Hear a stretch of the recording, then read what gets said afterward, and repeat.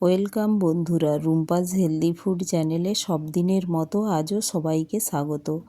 আজ আমি বানিয়েছি নিরামিষ আলু পনিরের সবজি।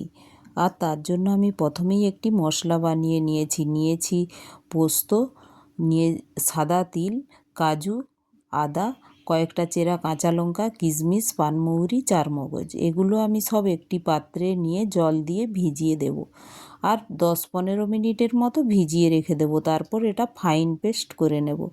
আর এদিকে বানানোর জন্য নিয়েছি 2টি আলু, পনির 200 গ্রাম আর একটি ক্যাপসিকাম।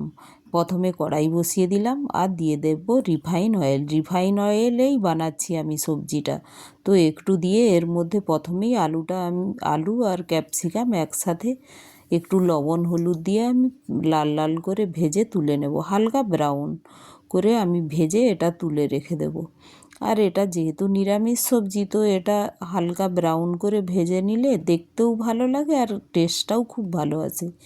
তো এইভাবে দেখুন আমার প্রায় হালকা ব্রাউন হয়ে গিয়েছে। তো একটি পাত্রে আমি এখন তুলে নেব পুরো সবজিটা।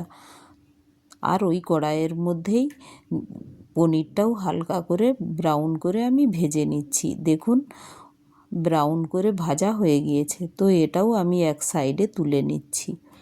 আর ওই কড়াইয়েই আমি সবজিটা বানিয়ে নেব। তো আমার পনিরটাও ভাজা হয়ে গেল। তো এখন আমি ওই কড়াইয়ের মধ্যেই দিয়ে দেব আর একটু রিফাইন অয়েল 1 টিস্পুনের মতো দিলাম। আর দিয়ে দিলাম ফোড়নে কারি পাতা, এলাচ, লবঙ্গ, দারচিনি। আর দিয়ে দেব একটি টমেটো, খুব ছোট একটি টমেটো নিয়েছি, কারণ এই টমেটোটা একটু দিয়েছি। আর দিয়ে দেব ওর উপরে যে পোস্ত আর কাজু দিয়ে, যেটা চারমগজ এগুলো দিয়ে ফাইন পেস্ট করে রেখেছিলাম, ওটা দিয়ে দিলাম পরিমাণ মতো লবণ আর হলুদ দিয়ে এটা কষে নেব। এখন এর মধ্যে দিয়ে দেব আমি 3 টিস্পুনের মতো টক দই ফাটিয়ে রেখেছি। তো এটা দিয়ে দিলাম। টক দইটা একটু স্মুথ করেই ফেটে নিয়েছি দেখুন। তো টক দই আছে বলেই আমি খুব কম পরিমাণে টমেটো দিলাম। এখন মশলাটা কষে নিয়ে উপর থেকে দিয়ে দিলাম যে পনির, আলু, ক্যাপসিকাম ভেজে রেখেছিলাম, সেগুলো সব এই মশলার মধ্যে দিয়ে আরেকটু আমি কষে নিলাম। এখন দিয়ে দিলাম মশলা ধোয়া জলটা, দিয়ে আমি একটু নাড়াচাড়া করে এটা কুক হতে দেব। আর যেহেতু এগুলো প্রায় ভাজা হতে হতে 70% কুক হয়ে গিয়েছে, তো মশলা ধোয়া জল আর একটু জল দিয়ে আমি এটা 4-5 মিনিটের মতো কন্টিনিউ কুক হতে দেব ঢেকে।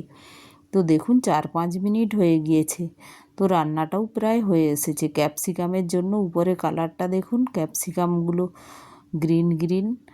তো এখন দেখুন আলুটা হালকা প্রেসারেই অনেকটা বয়েল হয়ে গিয়েছে, কুক হয়ে গিয়েছে। তো প্রায় গলে গলে গিয়েছে। তো এই অবস্থায় আমি গ্যাসের, দেখছেন খুব গলে গিয়েছে। তো এই অবস্থায় গ্যাসের ফ্লেমটা স্লো করে এর মধ্যে দিয়ে দেব কুচিয়ে রাখা ধনেপাতা। দিয়ে আমি এটা ঢেকে গ্যাসটা আমি বন্ধ করে দেব, একটু রেস্টে রেখে দেব এই অবস্থায়। এখন দেখুন কিছুক্ষণ পরে এলাম, আমার রান্নাটা কমপ্লিট আর ফ্লেভারটাও খুব সুন্দর উঠেছে। তো আপনারা একটু এতে ঘিও অ্যাড করতে পারেন। অবশ্যই এইভাবে নিরামিষ সবজি বানাবেন।